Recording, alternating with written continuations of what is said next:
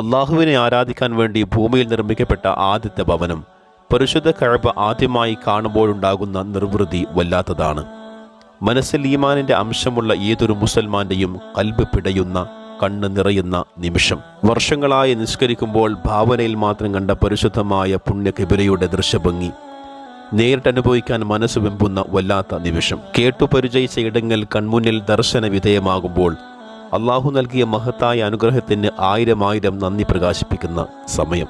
പരിശുദ്ധ കഅബ ആദ്യമായി കാണുമ്പോൾ നിങ്ങൾ ചെയ്യുന്ന ദുആഇന് ഉത്തരമുണ്ടെന്ന മുത്തുനബി സ്വല്ലല്ലാഹു അലൈഹി വസല്ലമ തങ്ങളുടെ വാക്കിനെ വിസ്മരിക്കാതെ കൽബുരുകി കണ്ണു നിറഞ്ഞ് നാഥനോട് പ്രാർത്ഥിക്കുന്ന വല്ലാത്ത സമയം. മഹാനായ ഖലീലുല്ലാഹി ഇബ്രാഹിം നബി അലൈഹി സ്വലാത്തു വസ്സലാമിൻ്റെയും മകൻ ഇസ്മായിൽ അലൈഹി സ്വലാമിൻ്റെയും മഹദി ഹാജർ റളിയല്ലാഹു അൻഹായുടെയും ത്യാഗനിർഭരമായ ജീവിതത്തെ അയവിറക്കുന്ന സമയം. ഈ അസുലഭ മുഹൂർത്തത്തെ ആഗ്രഹിക്കാത്ത മുസ്ലിങ്ങളില്ല.